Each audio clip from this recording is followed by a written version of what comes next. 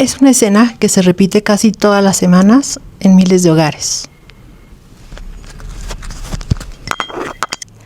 Estás sentada en la mesa cenando o tomando café con las personas que más amas. Has pasado el día escuchando los problemas de todos, validando sus crisis, resolviendo el caos del entorno. Porque te has convertido en el pilar de la casa. Pero en el momento en el que decides tomar la palabra para contar algo que a ti te apasiona, un proyecto o una película que viste o un libro que acabas de terminar de leer o algo que anda ahí girando en tu cabeza desde hace días, de pronto la conversación pasa de largo de ti. Alguien saca el celular. Otro te responde con monosílabos. Sí, ajá. Sin darte cuenta, el tema ya no se trata de ti o ya no se trata de nadie o simplemente te dan el avión. Te das cuenta de que estás ahí, pero no te ven.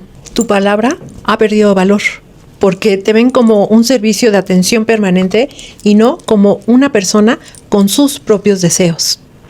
Si estás cansada de ser el basurero emocional de todos, pero cuando intentas levantar la mano y decir, ya no puedo, te carcome una culpa insoportable, este video es para ti.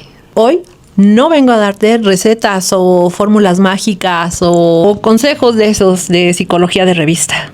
Hoy vamos a hablar de cómo ponerle un límite a tu disponibilidad emocional y lo más importante, cómo lidiar con la culpa que eso provoca. Soy Elena y te doy la bienvenida a Punto y Aparte. Tejiendo los lazos de la sororidad, encuentra el equilibrio y la libertad. Más allá de normas de la sociedad, brillamos unidos con autenticidad. No dejes... Lo primero que quiero que entiendas, y te lo digo desde la experiencia de años de conversar y compartir saberes con muchas mujeres, es que tu cansancio no es flojera. Tampoco es que te falte organizar mejor tu vida o que no tengas la inteligencia emocional que se requiere. El problema es que nos educaron bajo una trampa cultural.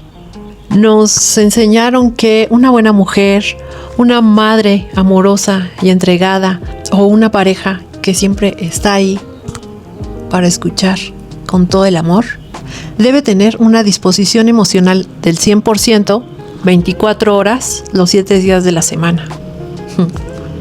Nos hicieron creer que cuidar de los demás es olvidarnos de nosotras mismas y que si no estamos sufriendo un poquito por el bienestar ajeno, entonces somos egoístas. Pero eso no es amor. Eso es un contrato de exclusividad afectiva, en donde siempre la que sale perdiendo eres tú. En los círculos de autocuidado entre mujeres, trabajamos un concepto muy hermoso, que es la autonomía. Y la autonomía no significa que de pronto te vuelvas una mujer fría o que te aísles de los demás o que dejes de ser parte de tu entorno familiar o que ya no seas cariñosa o que de plano decidas mandar a todo el mundo al diablo. Eso no es autonomía. Porque los seres humanos somos interdependientes, nos necesitamos cuidarnos unos de otros. Pero la autonomía real es la capacidad de decidir y hacerlo desde tu propia conciencia, sin pedirle permiso a nadie, y hacerlo hasta donde llegue tu propia energía. Porque el autocuidado no es ir a una tienda y comprar una crema o irte al salón de belleza solo para aguantar otra semana de explotación emocional. El autocuidado real es una decisión política e individual. Es decir, que tu tiempo y tu paz son un derecho, no un lujo o un premio que te tienes que ganar después de haber limpiado todas las crisis emocionales de los demás. Pero claro, el momento en el que decides cerrar esa ventanilla de atención permanente y poner un límite, una culpa que se siente en el cuerpo, que te aprisiona el pecho y que te hace sentir mala persona. Aparece ese monstruo que todas conocemos, la culpa. Pero, ¿por qué pasa esto y cómo se ve en el día a día?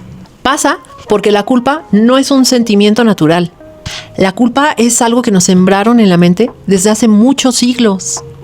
La doctora en teología sistémica, Marilú Rojas Salazar, que ha estudiado este tema desde hace mucho tiempo, Ha analizado cómo nos educaron bajo una idea casi religiosa, que una buena mujer debe ser sacrificada, sufrir en silencio y estar siempre disponible para el bienestar ajeno. Nos enseñaron a asociar el límite con el egoísmo y con la maldad y la entrega casi absoluta con la bondad. Y acá quiero hacer una aclaración. No me refiero a la espiritualidad o a la fe que podamos profesar, porque incluso eso es un derecho. A eso no me estoy refiriendo. Eso es algo muy distinto. Me refiero al sistema que utiliza la fe y las creencias para suprimir deseos personales, pero también como un aliciente que nos permite descargarnos de la responsabilidad de poner límites ante situaciones que nos pueden generar incomodidad, frustración o incluso dolor.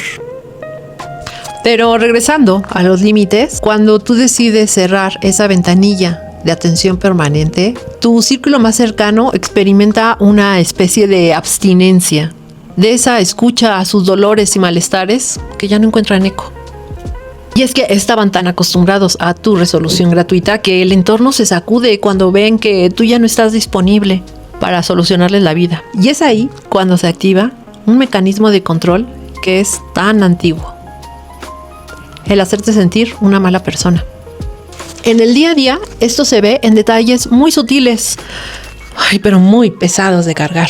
Se ve en el suspiro de frustración de tu pareja cuando le dices que en esta ocasión no irás con él al compromiso que él tiene. Se ve la cara de molestia de tus hijos mayores cuando les recuerdas que les toca resolver sus propias responsabilidades. O con el frío silencio que de pronto aparece, con el que se te castiga para obligarte a volver a tu rol de cuidadora. Lo que quiero que comprendas hoy es que necesitamos descolonizar la culpa, quitarle el poder que tiene sobre nosotras, así como lo propone la doctora Rojas Salazar. Porque esa opresión que sientes en el pecho no es una brújula moral que te indique que estás dañando a alguien o que estás haciendo algo mal. Es simplemente el choque entre tu derecho legítimo a ser dueña de tu vida y un mandato social muy antiguo que te exige sacrificio. La culpa es la alarma que en tu entorno se enciende cuando dejas de ser útil para los demás y comienzas a construir tu propia autonomía. Ahora que ya le quitamos ese disfraz a la culpa y que ya entendimos que no es un asunto tuyo, sino más bien una trampa de control, vamos a ver esas 3 estrategias que te pueden ayudar a empezar a poner esos límites, sin que ese monstruo de la culpa te desarme. Vamos con la primera herramienta, pero antes déjame hacerte una pregunta.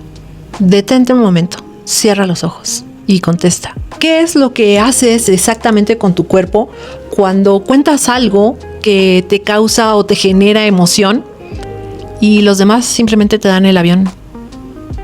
¿Sueles subir el tono de la voz para ganarle la atención a la pantalla del celular? ¿Te da por reírte para disimular esa humillación? ¿O solo te tragas el coraje y simplemente cambias de tema? Casi todas hacemos lo mismo, mendigar atención. Yo lo hacía, hasta que aprendí que la atención no es algo que se negocia o se mendiga, es algo que se ejerce. Y además es una vía de ida y vuelta. La primera estrategia para romper esto se llama el retiro afectivo. Cuando notes que tu palabra no tiene valor de cambio en la mesa, no te enojes, no grites, no reclames. Guarda silencio a mitad de tu frase. Retira la mirada con total dignidad. Y si puedes, levántate físicamente. No regales ni tu energía ni tu vulnerabilidad a un espacio que simple y sencillamente no tiene la madurez para recibirla. La culpa va a gritarte al oído: qué grosera eres por dejar así esa conversación. Pero la realidad es otra. Estás protegiendo la dignidad de tu propia voz. Al cerrar la boca y retirarte, estás rompiendo con ese bucle en donde tú te desgastas y los demás te ignoran. Y así se cierra el primer límite. Ahora, eso nos puede llevar a un peligro mayor, porque si dejas de hablar de ti, entonces los demás van a pensar que tú estás ahí solamente para escucharles. E incluso te has fijado que esa gente que se acerca a ti para contarte las tragedias de su vida se enoja más contigo cuando le das una solución que cuando únicamente la escuchas. Parece una contradicción, ¿verdad? Pero eso tiene una explicación muy clara. Pasa porque les has acostumbrado a una consultoría gratuita. Y cuando les das una solución, en ese instante les quitas el placer de seguirse quejando. Para romper con esto, puedes aplicar la estrategia de dejar de maternar a los demás. Cuando tu pareja o tus hijos, o algún pariente, amigas o incluso alguna compañía de trabajo o algún jefe se acerque a ti por enésima vez a contarte la misma historia que le aqueja, la respuesta sencilla es usar una frase muy simple. Entiendo que la situación es difícil, sin embargo, confío plenamente en que tienes la capacidad para resolverlo. ¿Qué tal?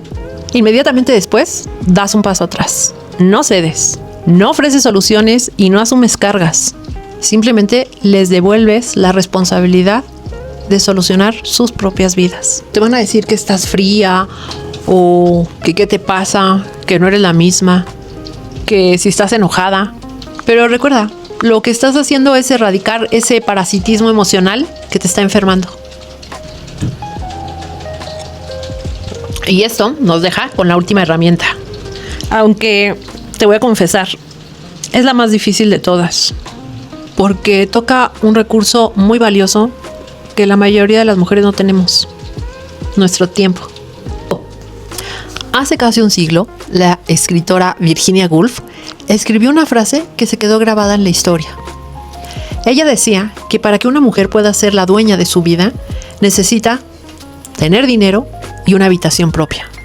Y cuando escuchamos eso, inmediatamente pensamos en tener una habitación, un cuarto con una puerta a la que le podamos echar llave. Pero no es solamente eso. Y acá te hago otra pregunta. ¿De qué te sirve cerrar la puerta de tu cuarto con llave si cuando te sientas en la cama sigues pensando en los problemas de los demás? La verdadera habitación propia no es de ladrillos. Es una habitación que construyes cuando comienzas a hacer tu propia agenda. Por eso, la tercera estrategia es la expropiación del tiempo. Significa apartar ciertos bloques a la semana en donde no estás disponible para nadie más que no seas tú. Y si alguien se acerca a preguntarte qué estás haciendo, tú, de una manera tranquila, pacífica, serena, pero contundente, respondes: nada, estoy pasando tiempo conmigo. Y eso es tu derecho a sostener el no hacer nada productivo. Y un paso también a tu autonomía. Ahora bien, tengo que advertirte algo con total honestidad. En el momento en que empieces a aplicar tu retiro afectivo, a dejar de resolver crisis de adultos o a cerrar tu propia agenda para tener tu tiempo, tu círculo cercano no va a aplaudir, al contrario, se va a sacudir.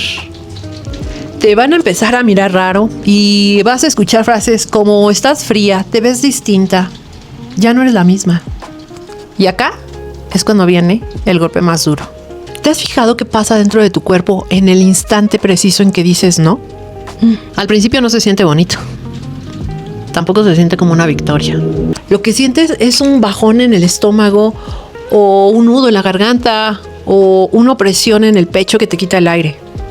A ese malestar físico es al que le llamamos culpa.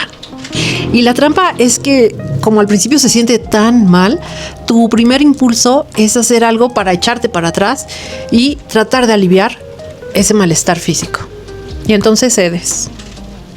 Y terminas diciendo: bueno, está bien, te voy a ayudar esta última vez. En ese momento, esa opresión en el pecho va a ceder. La culpa también. Pero quiero que veas el costo real de lo que acabas de hacer. Porque lo que hiciste no fue desaparecer el conflicto. Fue sacarlo del entorno y meterlo a la fuerza dentro de ti.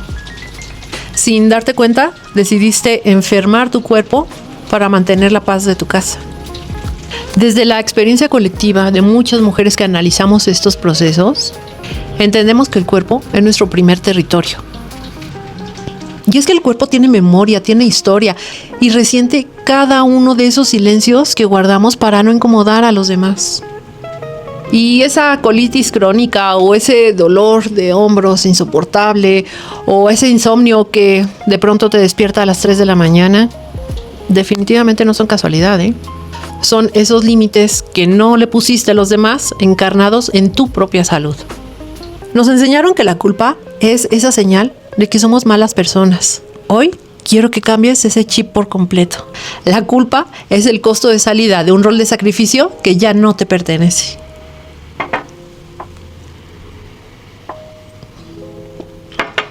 Cada vez que sientas ese nudo en la garganta o esa presión en el pecho por haber dicho no, no retrocedas.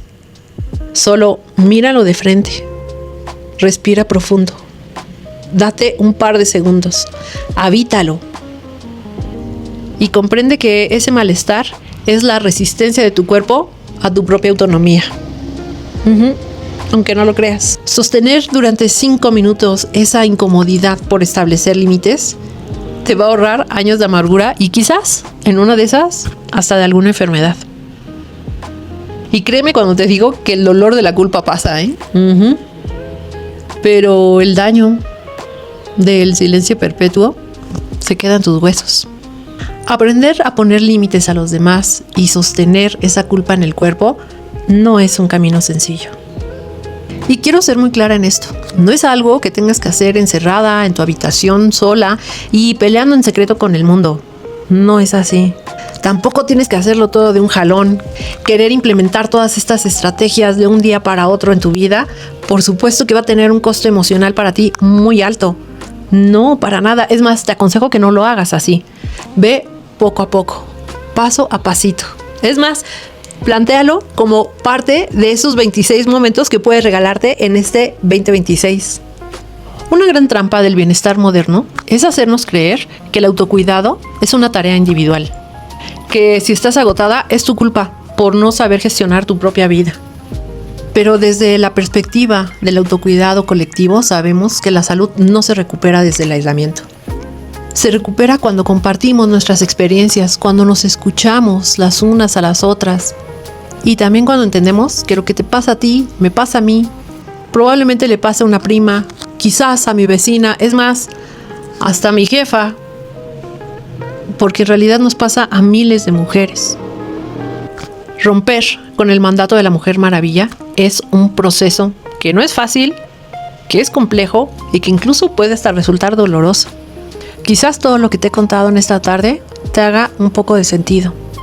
Pero llevar esto a tu realidad, sentarte frente a tu pareja o frente a tus hijos o a esa amiga entrañable y trazar esa frontera sin que la culpa te haga dar un paso atrás, eso requiere una estrategia a tu medida, porque no existen recetas mágicas. Y para seguir construyendo red, te quiero dejar una pregunta que espero que me contestes acá abajo en comentarios. ¿Cuál es esa frase o ese límite que más te urge poner esta semana? ¿Y cuál es el mayor miedo que sientes solo de pensarlo? Leo y respondo cada uno de sus mensajes, porque es aquí, en la palabra compartida, donde comenzamos a poner un punto y aparte a la entrega absoluta. Como siempre, si llegaste hasta aquí, te doy las gracias. Te deseo una excelente tarde y te espero la próxima semana para que sigamos nombrando lo que algunos preferirían que callemos. ¡Hasta pronto! ¡Ya! Si sientes la magia de esta conexión, dale un me gusta con el corazón. Suscríbete ahora a nuestra misión. Sigue mis pasos en cada canción.